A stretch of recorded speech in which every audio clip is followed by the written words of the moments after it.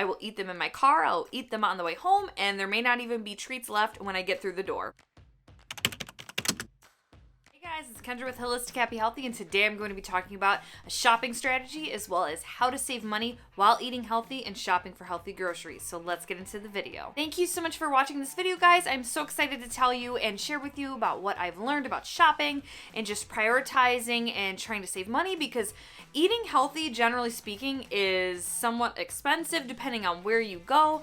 You know, I have really struggled with wanting to eat healthy. Earlier on, I did not want to eat healthy because I thought that organic or healthy items were really expensive, and sometimes that is true. I do have a local health food store called Oriana, and some of the items in there, although good quality, some of them are higher priced, and you know, it just does not make sense when you're trying to live on a budget. There are a lot of really good options out there where there are low-cost grocery stores, which I'm going to be talking about in a second. They can help you stay on track and keep focus on your weight loss journey while saving money. I did want to say too, if you're new here, welcome. Thank you so much for watching and being a part of this family.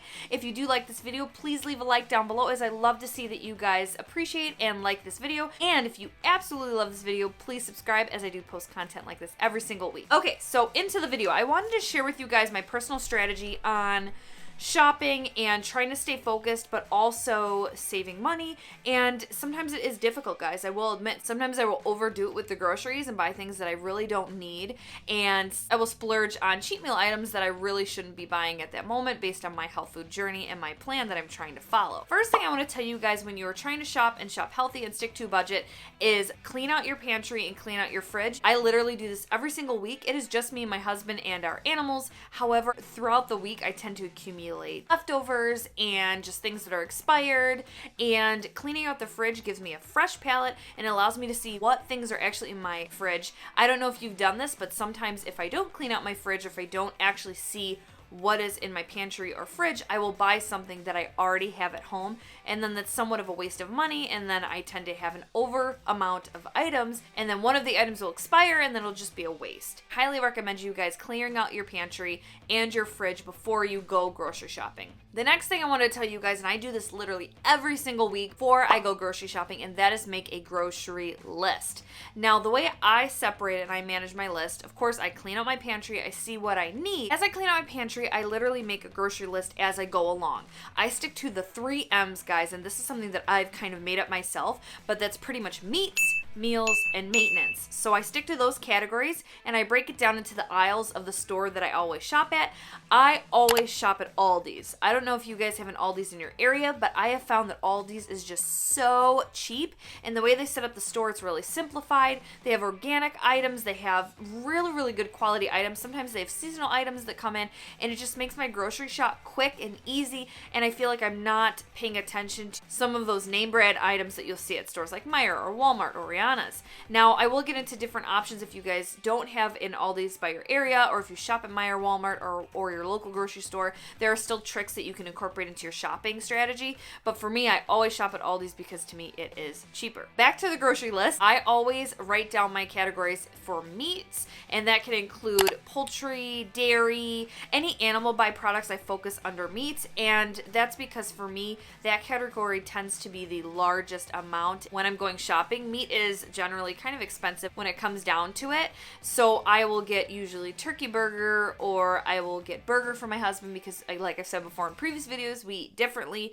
and that will be in that category. The next one is meals. So I tend to shop for different meals. Me and my husband do eat dinner together. We eat breakfast separately, we eat lunch separately. He has a different job than I do, and we have different schedules for our jobs. So he actually doesn't eat breakfast that much, and sometimes he does not eat lunch either. He tends to do intermittent fasting, so that kind of works out for him. But for me, when it comes to breakfast and lunch, I do actually eat those meals, and I go to the office. So I do meal prep a lot of my time and a lot of my days, and I'll get into that further when I break down my shopping strategy.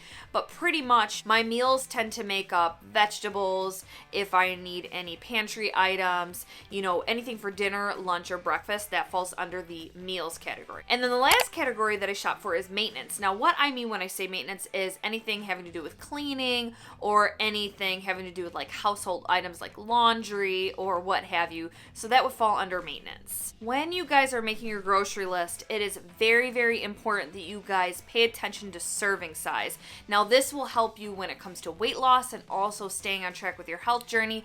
If you're not so much paying attention to serving size, or if you have a larger family, don't worry about it. But for me, when it comes to weight loss, I really try to pay attention to serving size. So what I mean by that is, in my head, when I'm making my grocery list, I try not to put over amounts of food. Like, I may only get 1 bag of carrots versus 2. Now, this is a personal problem with me. Sometimes I would overdo it and I would think, oh, I can use this next week, or I can buy this later, or, maybe I can have a snack here, whatnot. I really plan ahead of time and think about the meals that I'm going to have for that week when I'm making my grocery list, and not the next week after that. I'm a weekly shopper. Some of you may be a monthly shopper or even a bi-weekly shopper, but for me, I found that when I started doing bi-weekly shops, I was overdoing it. My bill would be $200, $250 for 2 people. And then the week after, I would still go shopping for items that I still needed. So for me and my family, weekly shops has really helped us cut down the bill and focus on what we're going to eat for that week. I did say this prior, try and plan your meals ahead of time if you can. Maybe have like 1 meal if you guys are going out to eat or something like that. 1 day you can put aside. Just keep in the back of your mind that you have 4 dinners, for example, instead of 5. I always try to think throughout the week, and then me and my husband usually do our own thing on Saturdays, and then Sunday we tend to grocery shop. So whenever we are grocery shopping, I don't count that day as a meal, and that's just a personal thing for me. But throughout the week, I do count 5 days minimum for dinners. For one more time, for a grocery list, whenever I'm writing down my grocery list, I always make sure my fridge is cleared out and my pantry so that I can see what's in there. And I follow 3 categories such as meats, meals, and maintenance. And the last thing is I try to think about the meals that I'm going to have throughout the week so that I know what I need to buy. All right, so the last thing that I wanted to talk about in this video, and this is somewhat of a bigger category, and that is the shopping strategy. So guys, this is a big one for me because this has taken me a long time to develop and really hone in on how I can shop efficiently and also effectively when it comes to my wallet, as well as not overdoing it when it comes to staying on track with my health journey. There are so many things out there and so many products, and your eye gets caught on different advertisements, different things that this protein bar says that it can do this, and this weight loss plan says it can do that.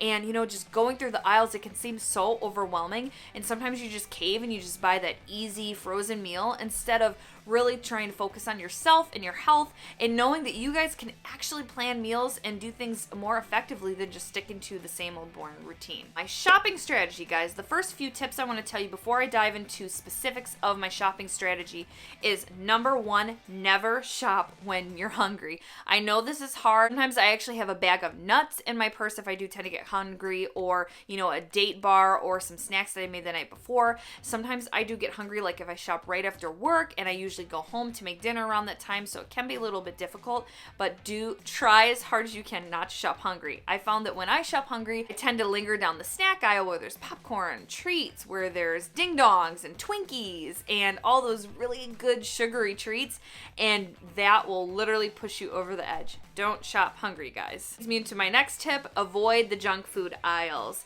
Whenever I'm shopping, I literally walk right past the food aisles that have those sweet treats and snacks, and that's because I have learned what is my trigger when it comes to weight loss and eating healthy, and sometimes if I'm walking down those aisles, I will buy a sweet treat. It's just how I am. I know myself. So whenever I'm shopping, I avoid those areas. For example, if you're shopping at Meijer, I avoid the bakery aisle because there are some sweet treats over there, and I do not want to bring them home because I know I will eat them. I will eat them in my car. I'll eat them on the way home, and there may not even be treats left when I get through the door. Next thing I want to tell you guys was, don't shop for cheat meals. If you're doing cheat meals like me, I have a cheat meal maybe 1 to 2 times a month. I will shop that day just for fun. Me and my husband go junk food shopping, we call it. If you're shopping for cheat meals or that special day, try to do it if you can either that day or do like your own special event shopping spree or something like that. If you have a birthday party or a Christmas event, I don't mix that into my normal shopping because I will overdo it with the bill. I'll grab, 5 sweet treats, and plan and say, ooh, I'm going to eat this in 2 weeks. And I found that when I do that, it's in my pantry, I will actually eat it before my cheat meal. So try not to shop for cheat meal items if at all possible. The last tip I want to tell you before I dive deeper into my shopping strategy is try not to buy things over what you need. And that kind of ties into something that I said earlier, which is try and shop for serving size portions. Don't buy 4 heads of broccoli if you really only need 2 for that week. Don't buy 2 boxes of cereal if you really only need 1. Try and think about what you're going to eat in a week versus what you may need in 2 weeks or a month. So diving into the last part of my shopping strategy, I wanted to kind of break down with you guys what I'm thinking when I'm making a grocery list, when I'm shopping, when I'm just thinking about what I'm going to eat for that week, me and my husband separately, because as I've said before, me and my husband eat differently. I tend to eat more gluten-free and dairy-free, whereas he'll eat red meat, he'll eat gluten, and that's just kind of his thing. Basically, if I'm going to be putting a number on it, I try to stick to $100 a week for me and my husband. First thing that I think about is I think about all my meals when I'm shopping. Breakfast, lunch, dinners, and snacks. And like I said, me and my husband eat different snacks. He may eat cheese sticks where I may eat a yogurt. So throughout the week when I'm shopping for breakfast, I'm just going to talk about myself. Like I said, me and my husband stick to $100 a week. So when I'm shopping, I try to stick to maybe $50 for me and $50 for my husband. Or sometimes since I eat breakfast and lunch and my husband doesn't, I may stick to $60 for me and $40 for my husband. So for me, what I'll do is I will stick to 1 breakfast option, 1 lunch option, and then for dinner, I may stick to a few different options, knowing that I'll have leftovers after, and I tend to just eat those leftovers for sporadic days in the week. I may make spaghetti with spaghetti squash one day, and the next day I may make chicken curry for myself, and then what I'll do is I'll have leftovers the day after of that previous food, and that tends to tide me over and keep my bill really low throughout the week for my dinners. And then for snacks, I may make 1 to 2 snacks throughout the week. I really like these energy date balls, something that I like to keep in my freezer, and whenever I'm eating a sweet treat, I will just eat that and it'll really sustain my sweet tooth. Sometimes I also make chai lattes, which is another snack for me. I'll have that late at night so I won't splurge on something else like cake or cookies. And then one of my favorite snacks is a yogurt parfait that I make. I tend to make that with dairy-free So Delicious yogurt, and that kind of tides me over and keeps me full, and there's a lot of protein in that as well as probiotics. So again, 1 breakfast, 1 type of a lunch, and then I'll eat maybe 2 to 3 different types of dinners, and then maybe two types of snacks throughout the week. And that's really it, guys. That's something that I do personally, and I also try to meal prep as much as I can. Some weeks I may not be able to do that, but whenever I meal prep, I like to prep my lunches and my breakfasts. I also always tend to have avocado toast when it comes to breakfast. That's just something that I've done.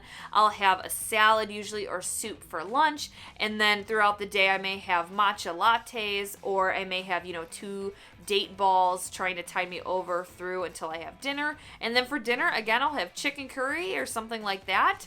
And that's pretty much what I eat throughout the week, guys. I do have some vlogs and different things on my channel. You can kind of see what I eat throughout the week when it comes to that.